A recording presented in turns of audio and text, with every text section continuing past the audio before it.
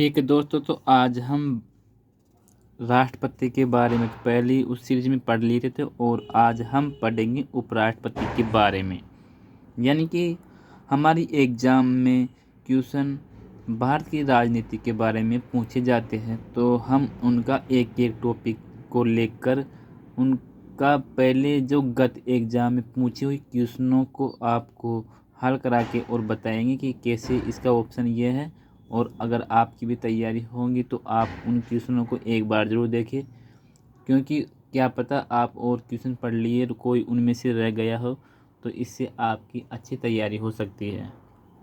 तो आज हम पढ़ेंगे उपराष्ट्रपति के बारे में। तो पहला क्वेश्चन है, भारत के उपराष्ट्रपति का निर्वाचन करते हैं। यानी कि भारत के उपराष्ट्रपति का निर्वाचन कौन करता है? तो संसद के दोनों सदस्यों के सदस्य, लोकसभा के सदस्य, विधानसभा मंडलों के सदस्य, संसद और विधान मंडलों के सदस्य। तो संसद के दोनों सदनों के सदस्य, जिसमें राज्यसभा के और लोकसभा के सदस्य। आर्टिकल 63 के अनुसार भारत का एक उपराष्ट्रपति होगा। ये आर्टिकल 63 में वर्णन है, जिसे हम उपराष्ट्रपति कहते हैं, और ये राज्यसभा का सभापति होता है।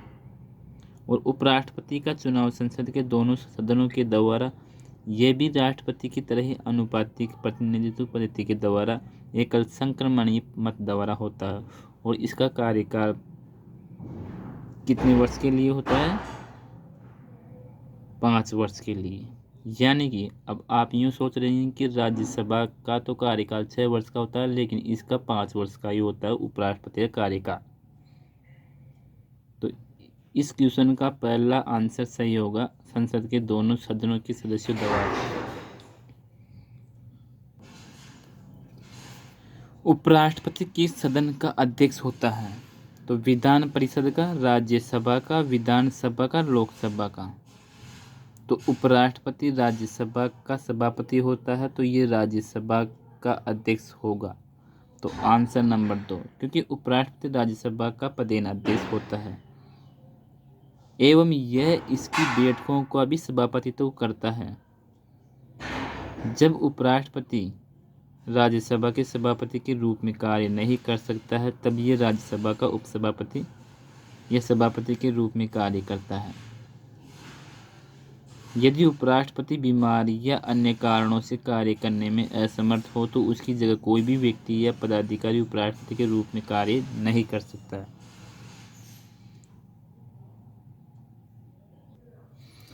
अगला क्वेश्चन है, भारत के उपराष्ट्रपति के चुनाव में निम्न 4 सदस्यों के समूह में से कौन सा समूह इलेक्टोरल कॉलेज का काम करता है?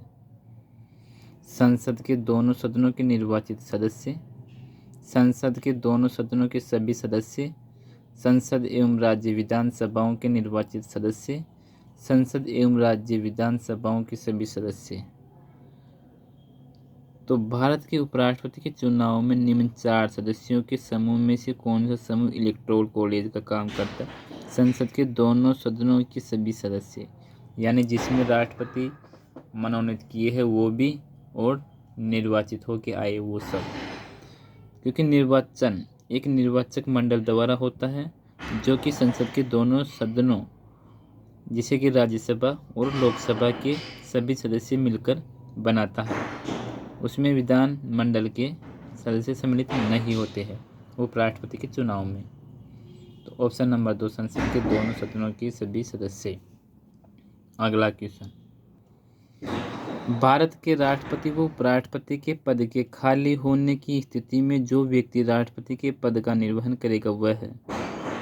यानी अगर भारत के राष्ट्रपति व उपराष्ट्रपति के पद के खाली है, तो उस स्थिति में राष्ट्रपति के पद का निर्वहन कौन करेगा?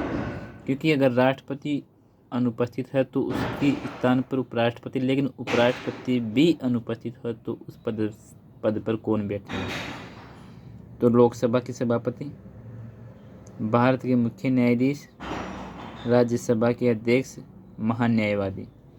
तो भारत के मुख्य न्यायाधीश उस पद पर स्थानापन्न के रूप में कार्य करेगा। Option number 2। राष्ट्रपति की मृत्यु या त्यागपत्र की अवस्था में उपराष्ट्रपति राष्ट्रपति का कार्य करता है शेष अवधि के लिए, अधिकतम 4 माह अवधि के लिए, अधिकतम 6 माह की अवधि के लिए या अधिकतम 1 वर्ष तक। तो अगर राष्ट्रपति की मृत्यु या त्यागपत्र की अवस्था में यानी कि त्यागपत्र दे दिया हो या फिर राष्ट्रपति की मृत्यु हो गई हो तो उपराष्ट्रपति राष्ट्रपति का कार्य करता है। ये तो सही बात है, लेकिन कितने माह या कितने वर्ष तक करता है? तो ये अधिकतम 6 माह की अवधि के लिए ही करता है। इसके बाद में उन पर निर्वाचन होता है और नए राष्ट्रपति का चुनाव हो जाने तक यह उपराष्ट्रपति राष्ट्रपति के रूप में ही कार्य करता है तथा राष्ट्रपति का वेतन और सुविधाएं भी उपराष्ट्रपति को ही मिलती है। तो ऑप्शन नंबर 3 अधिकतम 6 मास की अवधि के लिए। भारत के या राष्ट्रपति की अनुपस्थिति में उसके समस्त कार्य किसके द्वारा किए जाते हैं? तो राष्ट्रपति की अनुपस्थिति में उनके समस्त कार्य उपराष्ट्रपति के द्वारा किया जाता है और उपराष्ट्रपति और राष्ट्रपति दोनों की अनुपस्थिति में उसके कार्य भारत के मुख्य न्यायाधीश के द्वारा किए जाते हैं। तो इसमें तो ऑप्शन नंबर 1 सही होगा। अगला क्वेश्चन, भारत के उपराष्ट्रपति के कार्यकाल समापन की व्यवस्था है, यानी कि भारत के उपराष्ट्रपति का कार्यकाल अगर समापन करना हो तो उसकी क्या व्यवस्था है? तो राज्यसभा द्वारा महाभियोग, लोकसभा द्वारा सहमत और राज्यसभा का बहुमत समर्थित प्रस्ताव, राज्यसभा द्वारा सहमत और लोकसभा का बहुमत समर्थित प्रस्ताव और संसद द्वारा महाभियोग। तो भारतीय संविधान के अनुच्छेद 67 बी के तहत उपराष्ट्रपति राज्यसभा के ऐसे संकल्प द्वारा, क्योंकि इसका उपराष्ट्रपति को अगर हटाना है तो राज्यसभा में ऐसे संकल्प द्वारा अपने पद से हटाया जा सकेगा जिसे राज्यसभा के तत्कालीन समस्त सदस्यों के बहुमत ने पारित किया है और जिससे लोकसभा का सहमत जरूरी होता है। तो यानी कि सबसे पहले राज्यसभा का संकल्प जरूरी है। तो ऑप्शन नंबर 2 लोकसभा द्वारा सहमत और राज्यसभा का बहुमत समर्थित, तो 2 ऑप्शन सही होगा। उपराष्ट्रपति के संबंध में निम्न में से कौन सा कथन सही है? पहला, उपराष्ट्रपति संसद के संयुक्त अधिवेशन की अध्यक्षता करता है। उपराष्ट्रपति को हटाने के लिए महाभियोग लगाने की आवश्यकता नहीं है। उपराष्ट्रपति राज्यसभा का सदस्य होता है। उपराष्ट्रपति का कार्यकाल 6 वर्ष का होता है। कौन सा कथन सही है? तो इसमें उपराष्ट्रपति को हटाने के लिए महाभियोग लगाने की आवश्यकता नहीं होती है। तो ये ऑप्शन सही है, क्योंकि उसमें केवल संकल्प द्वारा पारित किया जाता है और लोकसभा की सहमति जरूरी होती है, जबकि उपराष्ट्रपति संसद के संयुक्त अधिवेशन की अध्यक्षता नहीं करता, राष्ट्रपति करता है। उपराष्ट्रपति राज्यसभा का सदस्य होता है।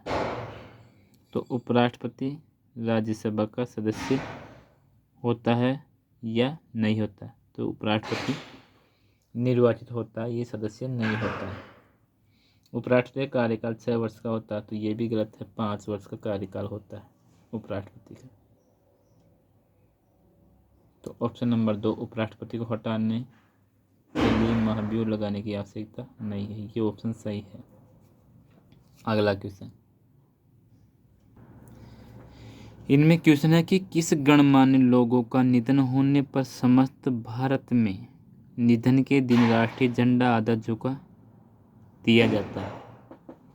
तो ऑप्शन नंबर 1 है राष्ट्रपति, दूसरा है उपराष्ट्रपति और तीसरा है प्रधानमंत्री और चौथा है लोकसभा अध्यक्ष। तो राष्ट्रपति और उपराष्ट्रपति और प्रधानमंत्री के निधन पर समस्त देश में राष्ट्रीय झंडे को आधा झुका दिया जाता है, जबकि केंद्रीय कैबिनेट मंत्री के निधन पर दिल्ली और सभी राज्यों की राजधानी में राष्ट्रीय ध्वज को आधा झुका दिया जाता है। कैबिनेट मंत्री के निधन पर दिल्ली और सभी राज्यों की राजधानियों में, जबकि कि राष्ट्रपति और उपराष्ट्रपति और प्रधानमंत्री तो सभी देश में, समस्त देश में आधा झुका दिया जाता है। और मुख्यमंत्री, उपराज्यपाल और राज्यपाल की मृत्यु पर संबंधित राज्य और केंद्र शासित प्रदेश में राष्ट्रीय ध्वज को आधा झुका दिया जाता है। राज्य के कैबिनेट मंत्री के निधन पर संबंधित राज्य की राजधानी में राष्ट्रीय ध्वज को आधा झुका दिया जाता है। तो यह है इनके निधन के बारे में, झंडे को किन किन किस प्रकार झुकाया जाता है और कहाँ कहाँ पर। अगला क्वेश्चन पढ़ेंगे। नीचे 4 युग्म दिए गए हैं, इसमें से वह सही युग्म बताइए जिसके दोनों महानुभाव उपराष्ट्रपति बनने से पूर्व राजदूत अथवा उच्चायुक्त के पद पर रहे। तो बी.डी. जत्ती और KR. Narayan, doctor S. Radhakrishnan और वी.वी. गिरी, डॉक्टर एस. राधाकृष्णन और जी.एस. पाठक, डॉक्टर जाकिर हुसैन और के.आर. नारायण। तो डॉक्टर जाकिर हुसैन और के.आर. नारायण महानुभाव ऐसे हैं जो उपराष्ट्रपति बनने से पूर्व राजदूत या अथवा उच्चायुक्त के पद पर भी रहे, जाकिर हुसैन और के.आर. नारायण।